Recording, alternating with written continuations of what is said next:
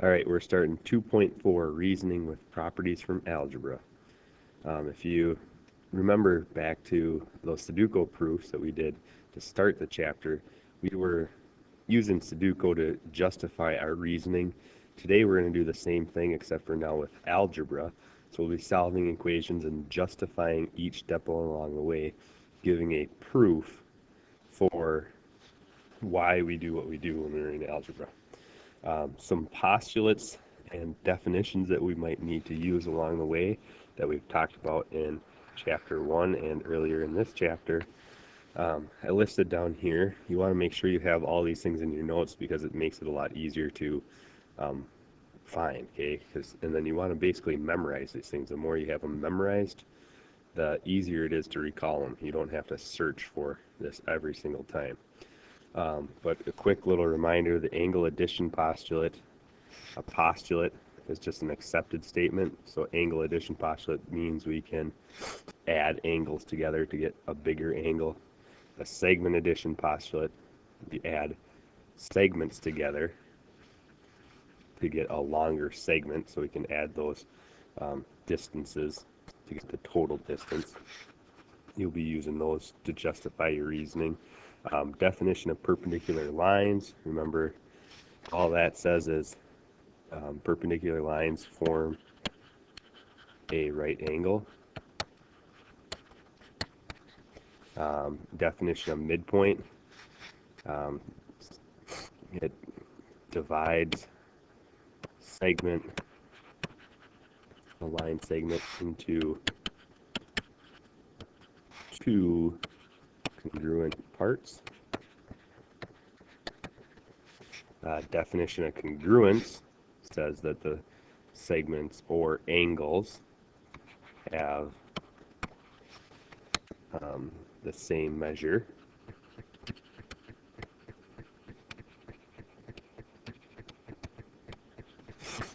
Definition of right angle has a measure of 90 degrees. Definition of supplementary, two angles add to 180. I had to think for a second. All right. And two angles for complementary that add to 90 degrees. So this should all be a review. We'll be using those today and on your homework and on the test. Now, new in 2.4, one of the justifications we're going to use, and we're going to use this a lot, okay, I'm going to say about 90%. We're going to use given to start a proof. That'll be your first 90% to start a proof. The justification to start a proof. Okay, if you want to put that in there, that's the reason you're going to start with. Sometimes we do something like a postulate, like that segment addition postulate. We will start with a different thing, but always check for given, and you'll see what I mean in a bit about that. The addition property of equality, I abbreviate like to look like that, save you a little writing. Basically, all these properties here are algebraic properties, and basically they're saying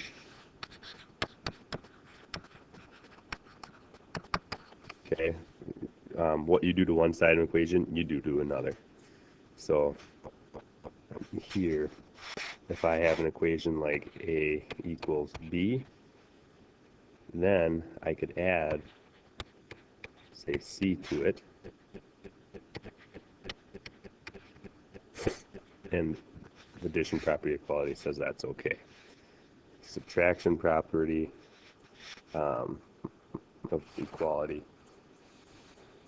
and I could probably be writing these in then form. If this is true, then that is true. So I'll do that for this one. If A equals B is true, then A minus C equals B minus C. Division property, pretty similar. If A equals B, then A divided by C equals B divided by C. And the multiplication property, hopefully you see in these and you say, this all makes pretty good sense, nothing new.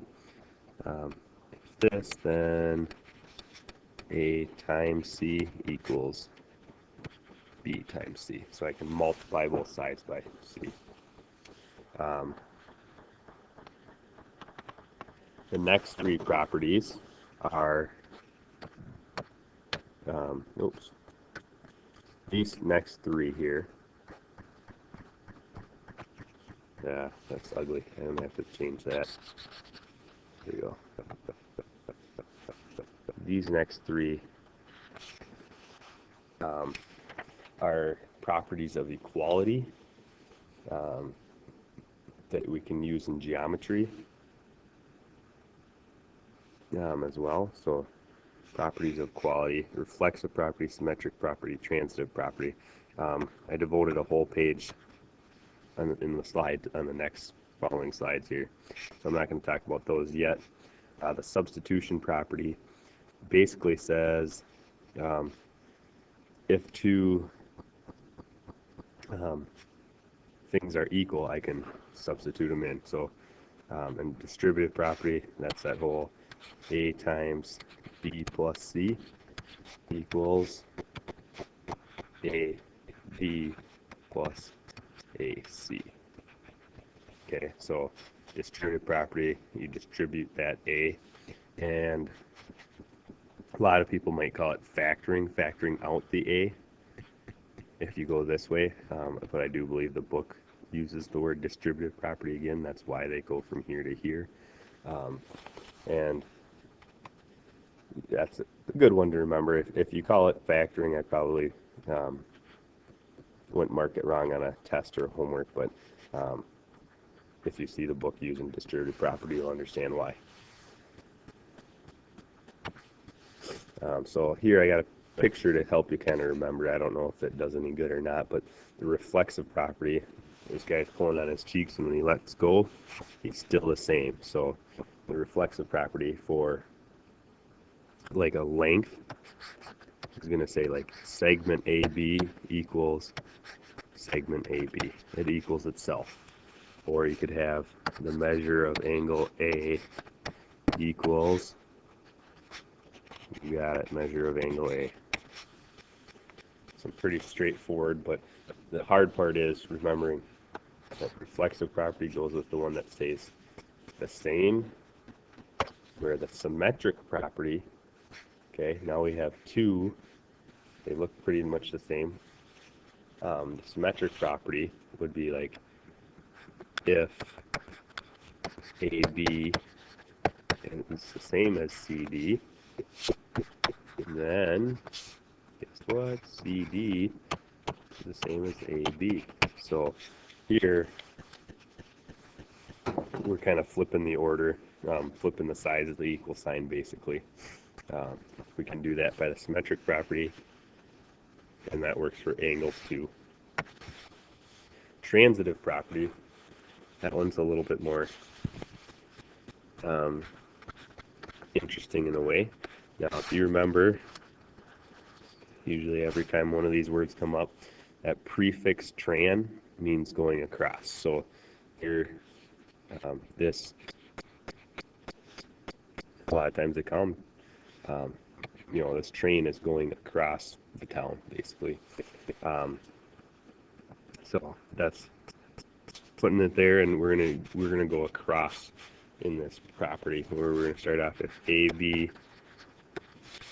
equals CD, and CD equals, let's go EF. If that's true, then we can conclude AB equals EF. Now you might say, hey, that looks really familiar. And it should, to me, it looks exactly like that law of syllogism.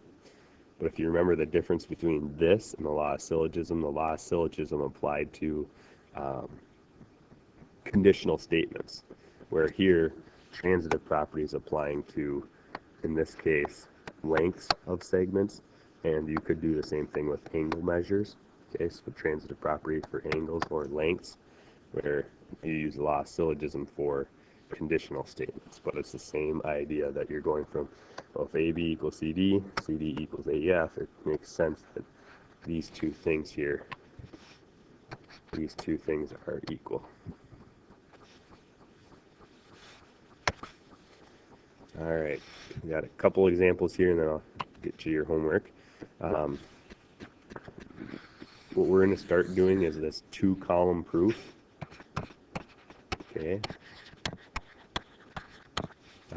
Then you need to put down your statements on one column, and then the reason for those statements on the other. So this is kind of the form I'm expecting to see. You draw a line across, draw a line down, and now when we doing a reason for each step, so we're going to make a statement like number one, where do I start a proof? Or where do I start this problem? I'm going to start with that 3x plus 12 equals 8x minus 18. That's what they gave us to start, right? The original problem. So what's the reason why I can write this down? What's 90% of my proofs? First reason? Given. That was given to us. That's our starting point. We have to have somewhere to start, usually. If it's not a given, it's probably a postulate. 2, from here, I'm going to say 12 equals 5x minus 18. And what's the reason for that? Okay, so in your book they'll do steps like this where they don't show their what they did to each side. So it's important that you kind of visualize that, okay, when they were solving it, they took 3x away. Okay, so when they took 3x away from both sides, that's the subtraction property of equality. 3, I'm going to say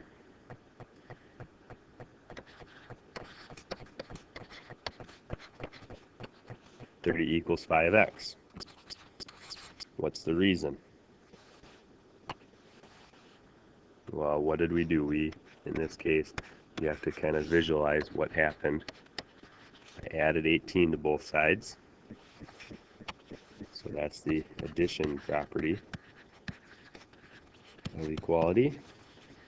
Number 4, hopefully you know what property this is before I write it down. You get x equals 6, or I should say 6 equals x, and that is the division property. Did you guys get that? So I was dividing by 5. Now, could I just have written x equals 6 there? Well, technically, if I wanted to do that, okay, I'd have to add a 5th step in there. I can't just switch things on the side of the equal sign.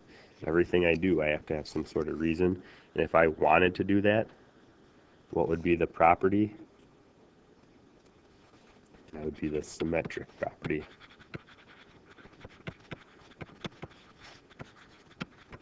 Symmetric property of equality. Okay, but you wouldn't need that step, okay? I'd be happy with this when x equals 6, but if you do switch it, then you will need to justify it, so I put that down there. Okay. The last example here, we're going to be proving that AB equals CD when we're given that AC, this segment here, this segment is the same as that segment. AC equals BD. And we want to prove that then AB and CD are the same. Remember, that's those tick marks, congruence tick marks showing that they're the same. That's what I want to prove. It's not given to me. This is not given, right? Not given, that's what we're trying to prove. Okay, verify means show it. Why is it? But we are given this piece, right? So when you read the directions, there's something you're given usually. In this picture, we can use the picture as well. Okay, we can use this. This is what we want to prove. Okay, you cannot start with, you can't just say, oh, it equals that. Why is the question. So in this problem, I already gave you the statements. What we need to do is we need to just provide the reasons. So number one, AC equals BD. Everybody needs to be able to get this. Okay, on tests, a lot of times my tests, I'll give you all the statements already. You just have to do the justification and thinking process. And I get a lot of people that leave this blank. Okay, and you might be like, I can't think of the reason for that. Well, that's okay right now, but you better figure this out quick. That how do 90% of my proofs start? Look, AC equals BD. Why is that? It's given to us. That's the reason that we're going to use. BC equals BC.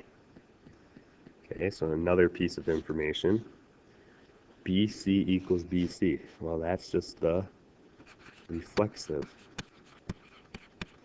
So notice it's helpful to just have those properties, reflexive, transitive, and symmetric, just memorized. That's the reflexive property. 3.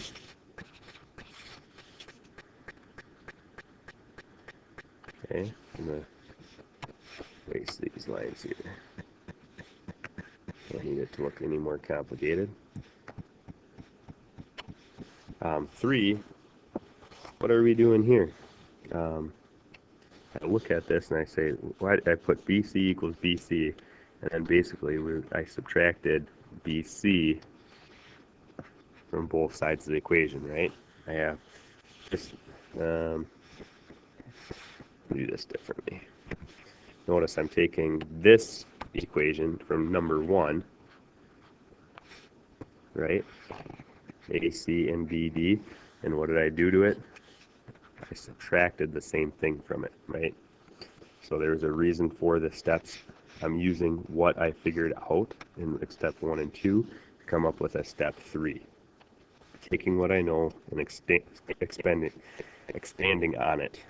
So this is the subtraction property of equality.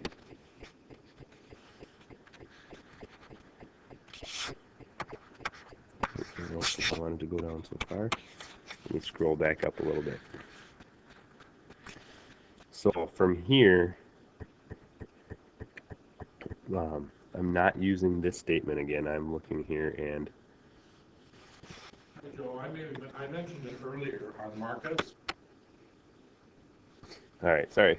Here we go. So if you read this, if you're not sure, you got to look up here. Did I see anything like AB plus BC equals AC? And if you're not sure, you can go up to the picture and say, oh, am I using the picture? I haven't, they gave us this picture. Did I use it? And I look AB, that's that segment, plus DC, that equals AC. Are they using the picture? Well, they sure are. They're taking this segment and they're adding it to that segment to get the total. What says I can do that? Okay, and then the same thing, BC plus CD equals BD. So these two things are going to get the same reason. They're going to get the segment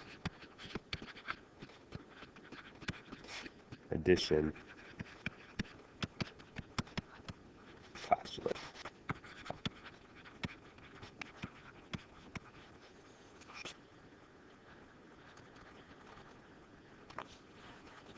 Okay, next step of the proof. They say AB equals AC minus BC. CD equals BD minus BC. So I look at this, I'm subtracting BC again from both of these. Well, AC minus BC, BD minus BC. Okay, so these pieces are the same. how did they get AB equaling them? Okay, well, look up here. I have a BC here, and I have a BC here. What if I subtracted those from both sides? Would I get AB by itself? Would I get CD by itself? Okay, yeah. AC minus BC, BD minus BC. Okay, so if I subtracted those, that's what they did in step 5. They subtracted BC from both sides of step 4. Okay, so that's the subtraction property again. And then from here,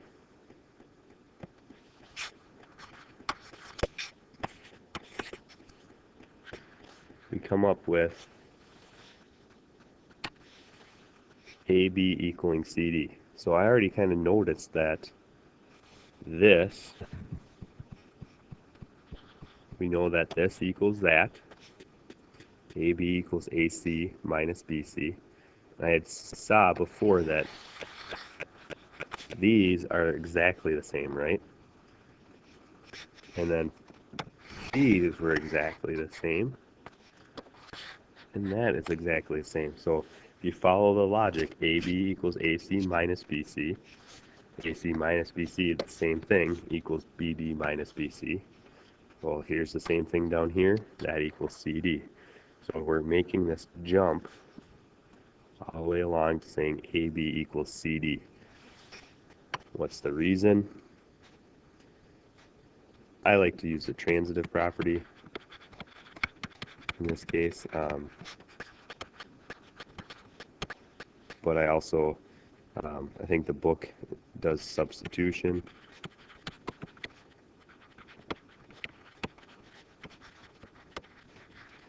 And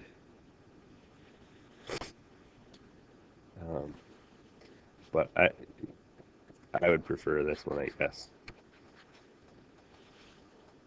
Okay, so you might be looking at this, you might think it's hard, it might be worthwhile to watch a second time, and really figure this out. Once you figure proofs out, they become a lot easier. Okay, they're hard to start because there's a bunch of jumping around inside your reasons, using a reason from a couple up to make a new statement. But hopefully, this is a really good proof of why AB equals CD. It's not just, oh, because it is. Well, it makes sense, but prove it. Here's your homework. Sorry this one went a little bit long, but you'll be glad when you get to try to do these proofs in class, and I get to be there to help you. So have a good night.